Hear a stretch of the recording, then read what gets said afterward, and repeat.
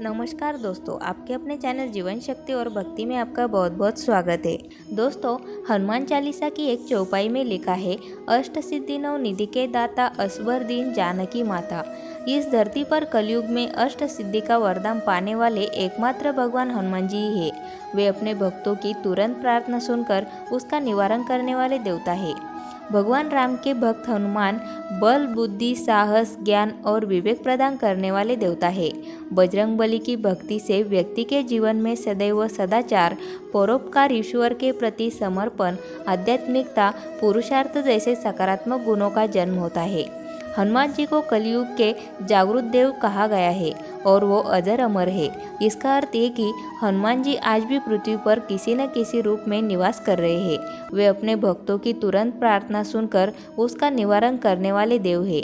रुद्रावतार हनुमान जी अपने भक्तों को अपार धन और ऐश्वर्य कैसे दे देते हैं, आइए जानते हैं इसका रहस्य। हनुमान चालीसा में छिपी बजरंगबली की महिमा। तुलसीदास जी ने हनुमान चालीसा लिखकर भगवान के भक्तों के लिए जो उपकार किया है उसका वर्णन करना मुश्किल है।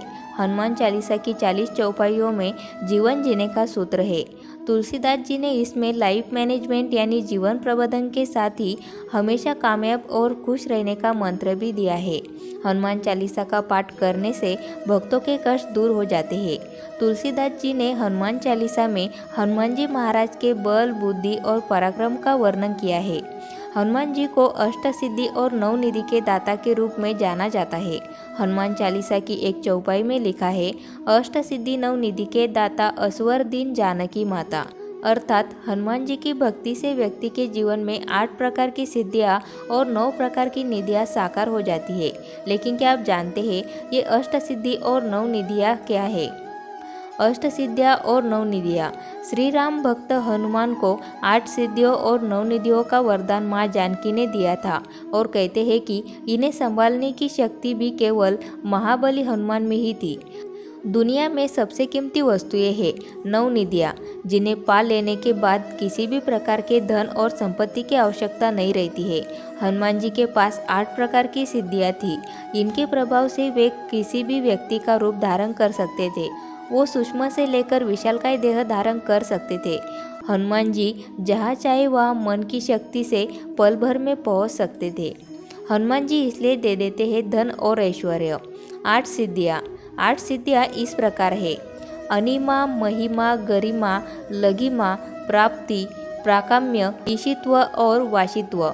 ये 8 तरह की सिद्धियाँ जिसके भी पास होती है वह परम शक्तिशाली बन जाता है।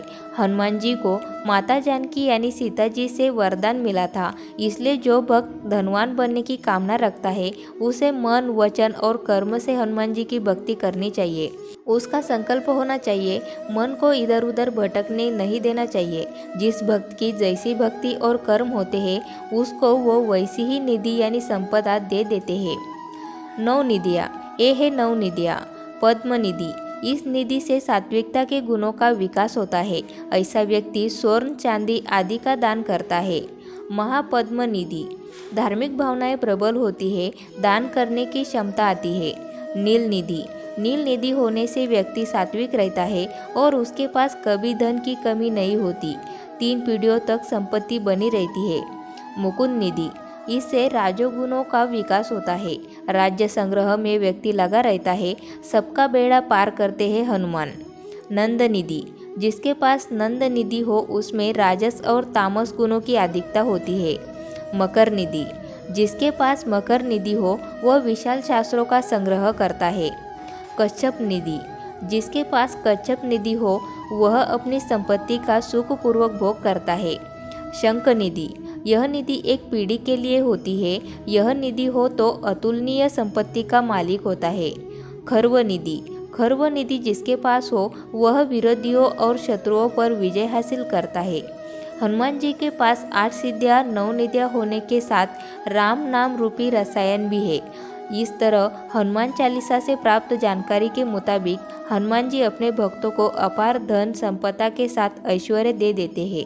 दोस्तों, वीडियो अच्छी लगी हो तो वीडियो को लाइक ज़रूर करें और इसी तरह की वीडियोस आपको मिलती रहे उसके लिए चैनल को सब्सक्राइब करके बेल आइकन को ज़रूर प्रेस करें।